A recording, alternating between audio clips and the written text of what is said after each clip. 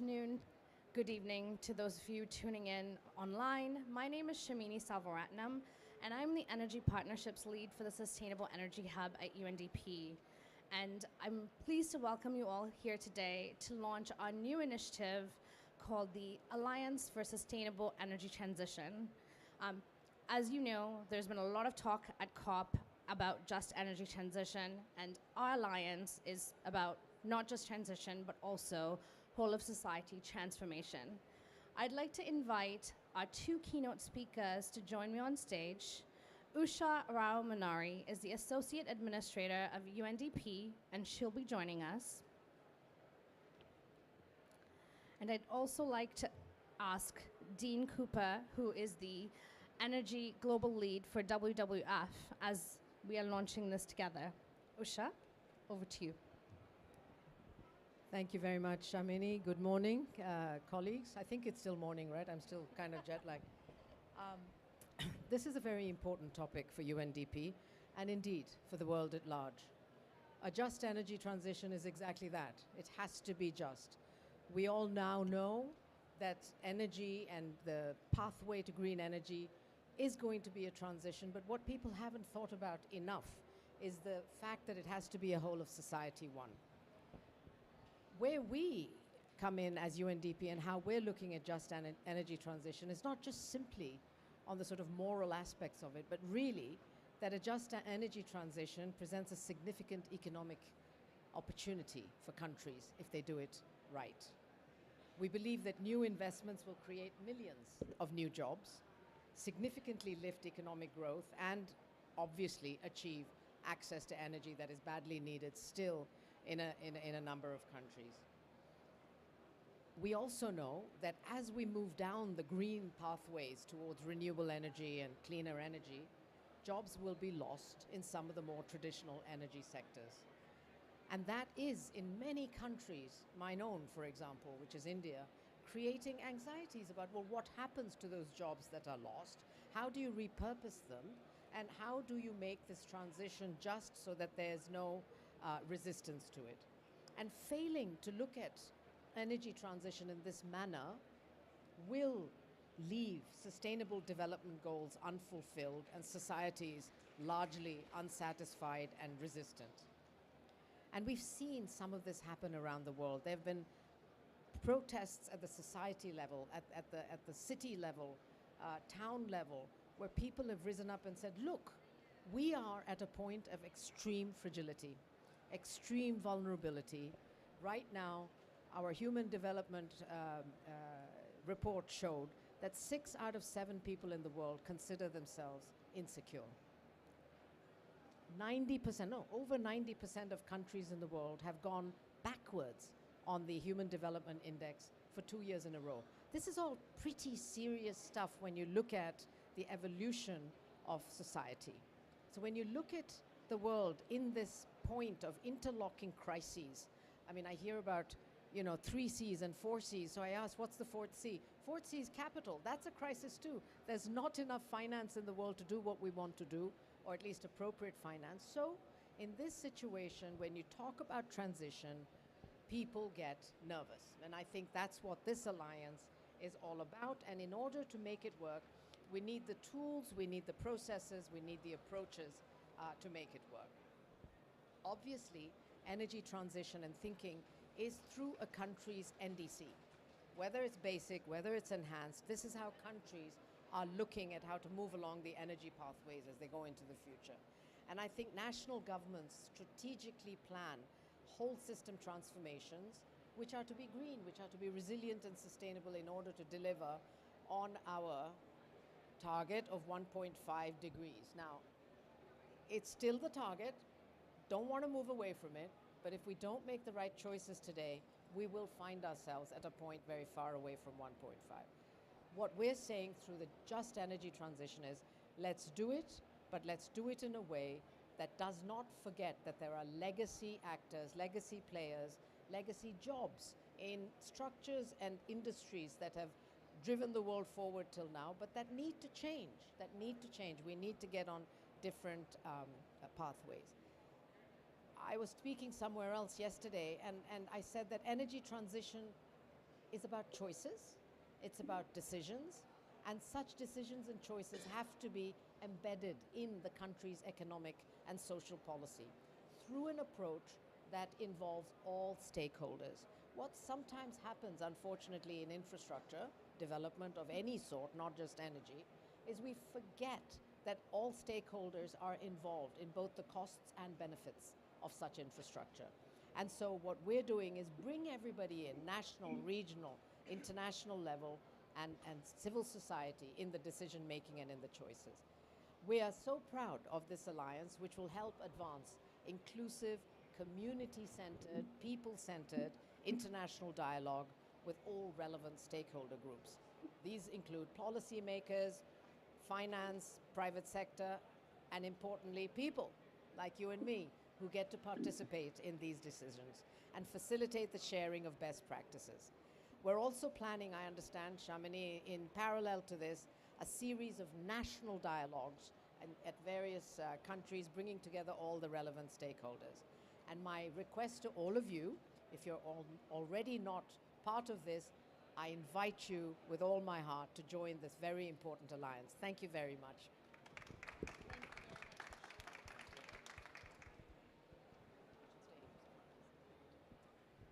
So from my side, this is the problem with going second in a process, is that the first person's already said everything he wanted to say.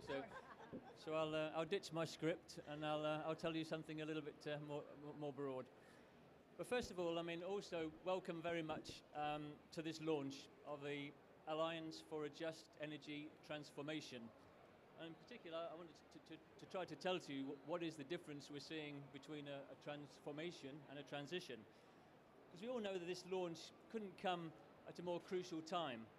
There's increasing awareness here, particularly for energy transition. At COP, we're hearing more and more this move that we require from fossil fuels to renewables. So we hope very much this is going to be reflected in the COP decision this week. But we must also recognise that energy transitions are very closely linked to questions of social justice. And that's the key link we have to try to pull from this. We released a discussion paper on just energy transformation last year at COP26 in Glasgow. So some of you may have been there to see that. This showed that only by promoting the synergies between environmental, economic and social goals can we be sure that energy transitions contribute to a future that will be fair, sustainable and climate neutral. So it's all of these things together. This is a future where nature and people can live in harmony and the rights and needs of future generations will really be protected. And I think about this every time I'm talking to my boys about what's the future, and they tell me climate, it's going to be a terrible world for us, Dad. What are we going to do about it? It's not just a change from energy from the fossil fuels to the clean energy. It's thinking about the people that are involved. What's the impact on the people that's going to be in the future? Now, these are all fine words. The question is, what do we have to do in practice? We want to look more, we've got to look to the future now, beyond the ILO guidelines. This is groundbreaking, essential guidelines from the International Labour Organization to protect critical labour rights. But how can we move ahead from that now? So firstly, we must ensure climate justice. So the impacts of climate change and the costs of avoiding it are shared fairly between all of us. That's what we mean by climate justice. Secondly, we want to think about access to energy. This is essential for social well-being and sustainable development. We all need access to clean, safe, reliable, affordable energy. And thirdly, we should all be involved in this decision-making processes. The processes that will guide how the energy transitions are going to be financed and how they're going to be implemented. This is not a job for one person, for a group of people, or for a level of society. It's something that all of us need to be involved in.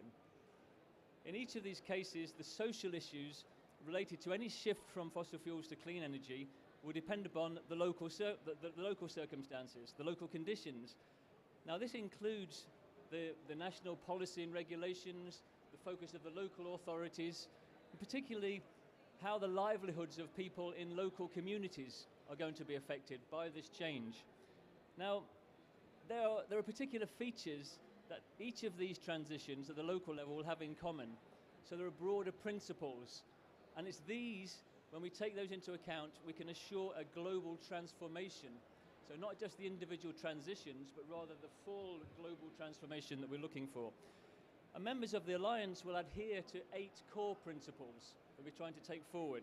These are driven by science, ambition, and urgency, because we realize the time is now that we have to act.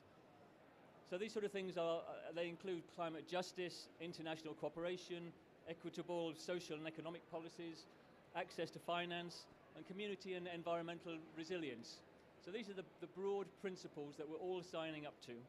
So the Alliance is going to help countries and communities to seize significant economic opportunities.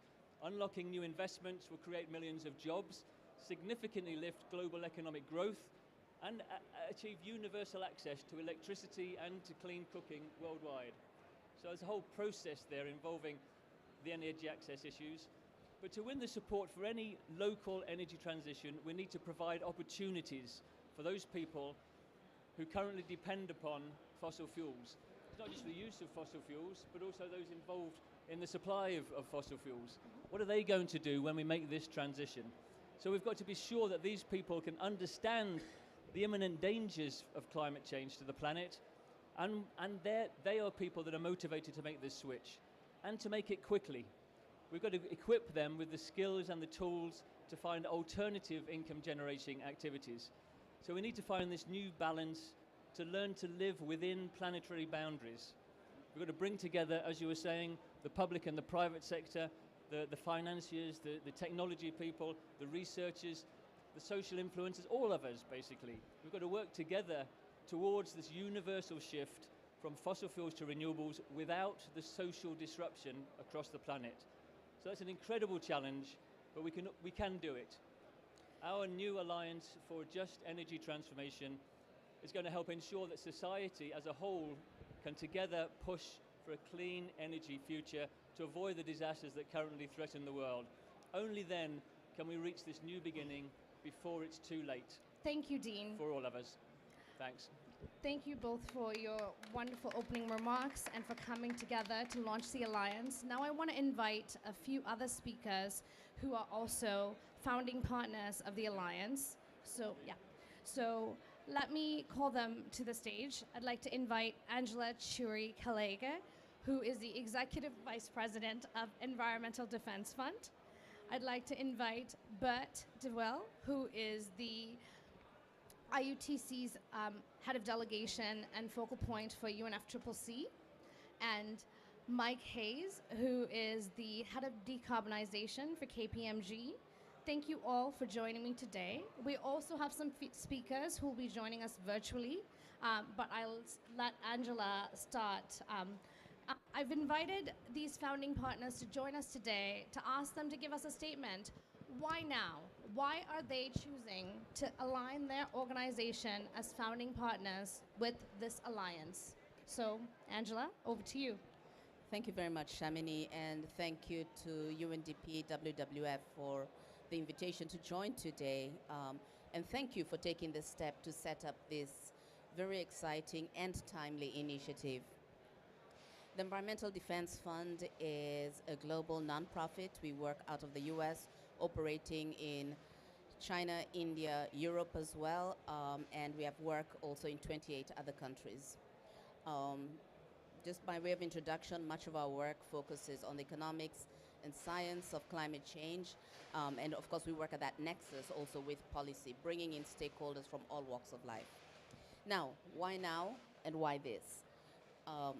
We have heard all year that we are not on track to meeting the Paris goals.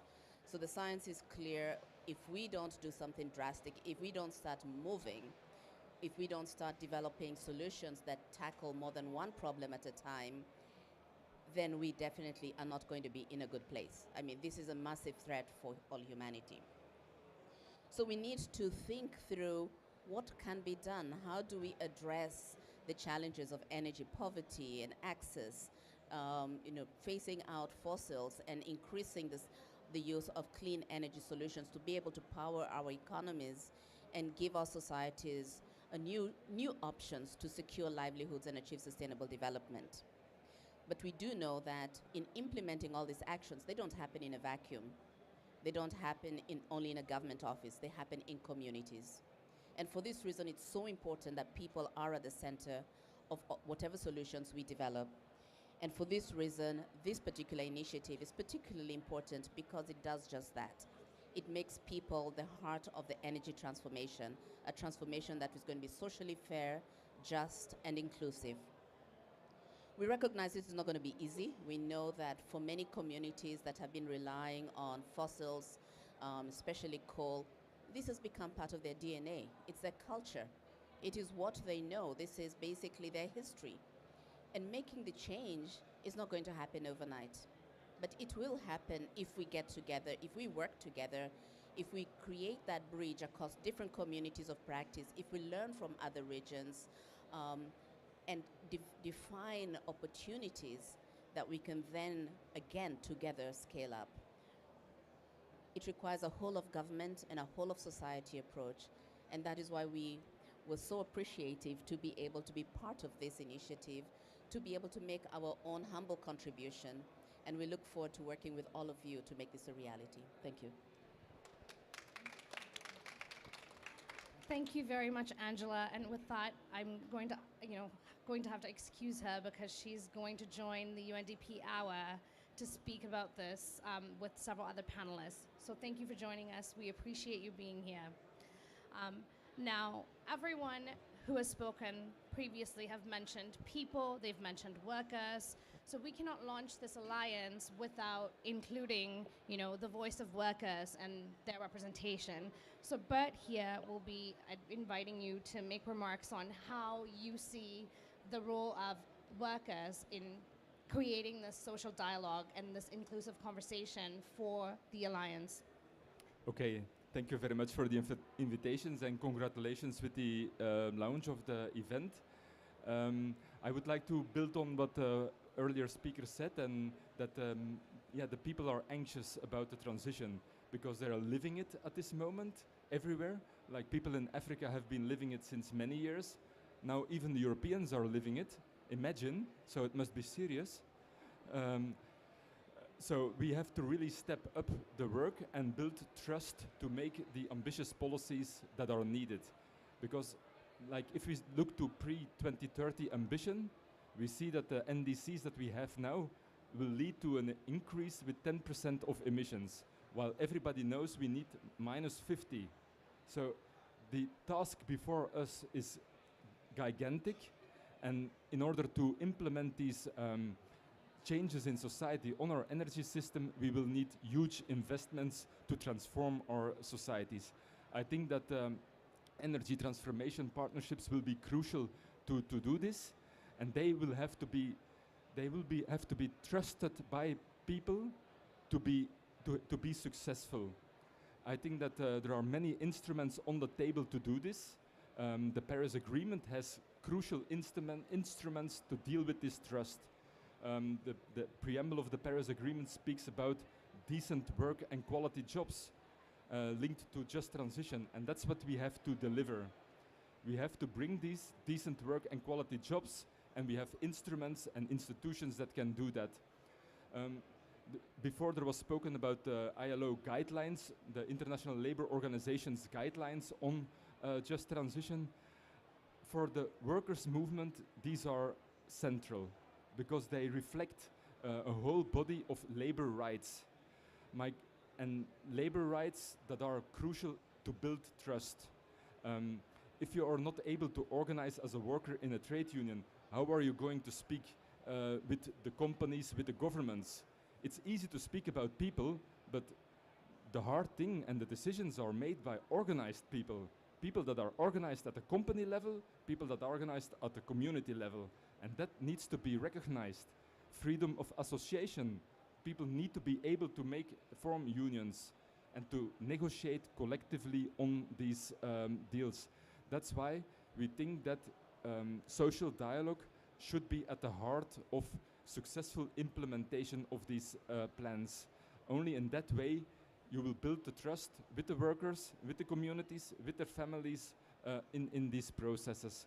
That's why we supported the initiative very much, And we hope that this engagement on a structural way with the organized workers can be picked up more strongly in the initiative. Thank you. Thank you very much for those remarks, Bert. Those are very crucial points to make. Now we're going to go to our first virtual speaker, and her name is Rana Adib. She is the Executive Director of REN21, which is the network of renewable energy organizations. So over to Rana to share her remarks online. Video.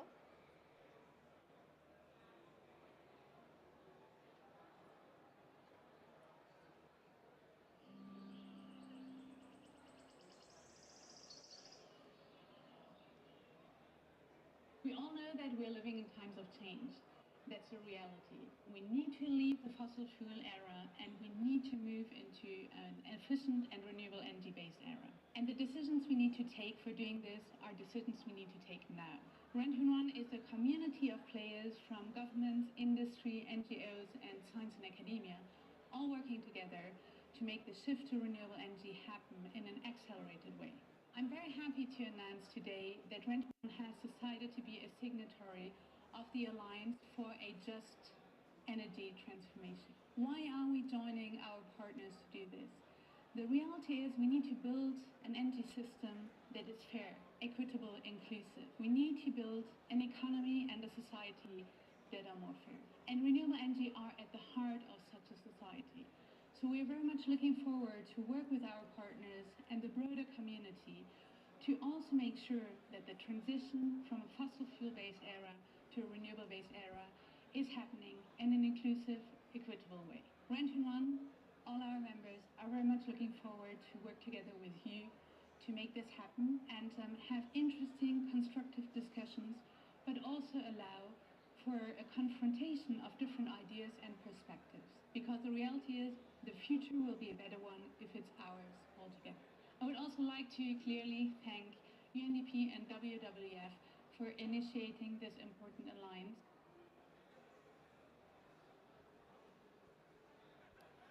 Thank you very much for that. Now we have one more speaker. I'm not sure. We've been having some technical difficulties.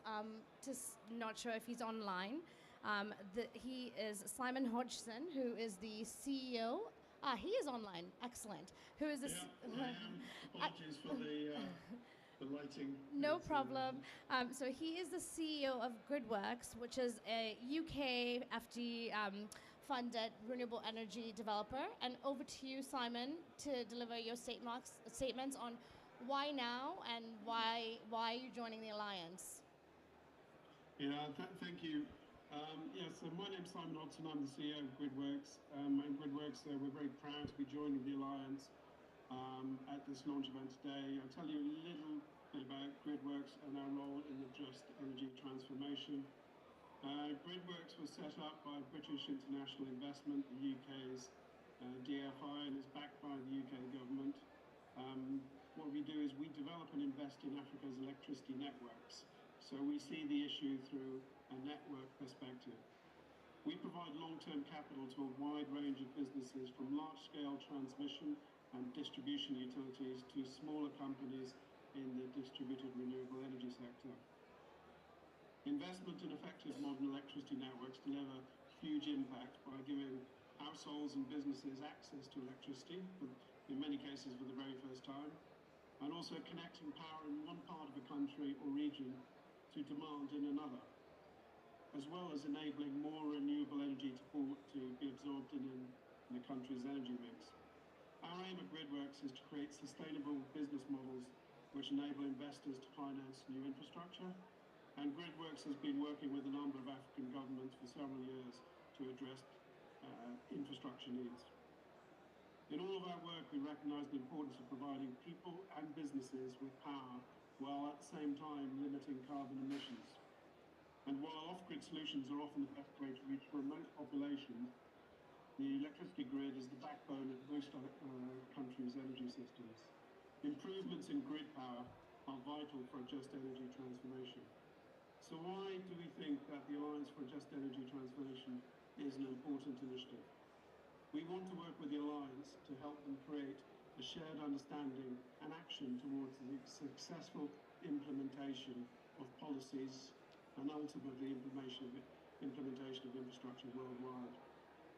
Energy transitions will vary from country to country, but the reality of the climate crisis and the global energy needs mean that a transformative shift is required in how we provide energy and how it is fairly distributed. Decisions on how to combine social and environmental needs are not always straightforward. Despite significant advances in renewable energy and reduction in costs, sometimes the lowest carbon option is not the most affordable for either host countries or populations, and may also not be technically feasible. Can you still hear me? We can hear you. Sorry, we just couldn't see you for a bit. So decisions on how to combine social, as I said, decisions on how to combine social and environmental needs are not always straightforward. And despite significant advances in renewable energy and reduction in costs, sometimes the lowest carbon option is not the most affordable and may not also be technically feasible. This means there may be a tension between social, environmental, and financial parameters. By bringing people together who share a desire to make the world a better place, the Alliance will provide an opportunity to discuss and explore these tensions and increase understanding of them. This, we hope, will drive better decisions about how capital should be allocated and protect the environment while ensuring that developing economies are able to grow richer by using more energy. We want to bring Gridworks' practical investment experience to bear on these conversations. I wish the Alliance and everybody in it well, and I look forward to working with the Alliance to help translate its principles to real investments on the ground. Thank you. Thank you very much for joining us, Simon, and for your enthusiastic support of the Alliance. Now, I'd like to invite Mike, who's our last speaker from KPMG, to share your insights on, you were one of our first and very excited supporters. So tell us why now and why this alliance? Shamini, can you hear me? We do. It's actually really, really simple. So for me, there were two reasons that stand out. First of all, KPMG wants to represent the perspective of the private sector. This fantastic alliance is not going to work unless we bring the public sector and the private sector together. I've worked in the private sector and I've worked in renewable energy for the past 25 years. And our mantra has been develop, develop, build more renewable energy. It is now time for us to stop and think about the impact of the energy transition, increased renewable deployment, and I'm hoping through KPMG, but also inviting other private sector actors, particularly investors and energy companies, to join this incredible alliance. We've already had significant interest, and even over the last couple of days at COP, while I've been telling people about this initiative. So for me, that's the first reason why I'm bringing KPMG into this alliance as a founding member. The second reason is even more simpler. We have 44,000 people here at Sharm el-Sheikh talking about climate change, talking about mitigation, adaptation, and resilience. Here is the blunt reality. We will not be successful unless we think, consider, and bring the social aspects of this transition and transformation into account. It is that simple, that blunt. Third point, I see we have an unexpected guest, but before I get to the guest, the other reason, and it's something I feel incredibly passionate about, and we've done a lot of work in KPMG about, today, in late 2022, we have over 1 billion people globally who do not have access to electricity. I'm hoping through our involvement in this initiative, Shamini, with UNDP and WWF, that we can really renew our efforts to do something about that, because that, for me, is a fundamental part of what we're doing here. So it's been a real pleasure for myself, my colleague Apurva, and many others in KPMG to be part of this initiative. But this is not just about us or the people here today. We want other participants from the public sector and the private sector to become part of this and join up. So thank you very much for the opportunity to come and speak today. Thank you very much for having us and for joining us and supporting us so enthusiastically. So we actually have a surprise speaker who is going to give us our last word. So Frankie over to you on what you have to say to join the alliance. I also speak Dino, so I'll translate for what Frankie says. Go ahead, Frankie. So Frankie says, it's time for you humans to stop making excuses and start making changes.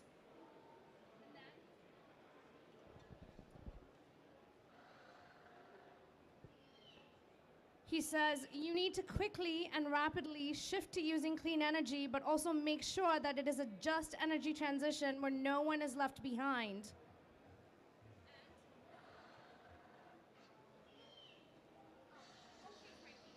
So he says the alliance will proactively bring workers, businesses, investors, and governments and communities together to tackle the perception that the transition drives injustices.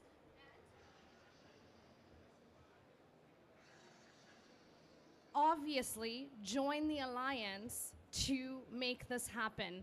Thank you so much, Frankie.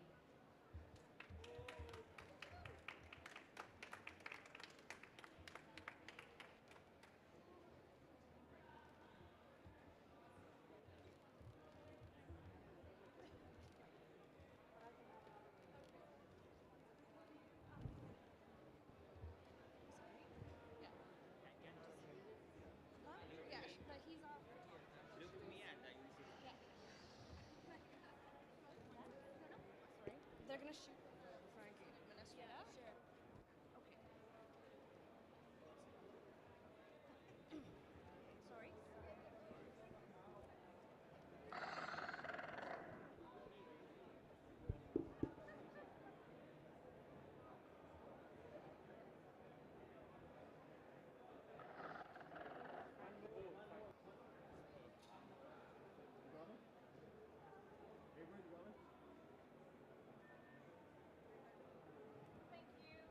Thank you, Frank. Thank you, Frankie. Thank you. No problem. Do you know where Manuel is? He's on his way over there. Oh, he is? Yeah. He's not here, so he's. Yeah. Oh. Thank you so much, Sonia. This was so great. Thank you so much.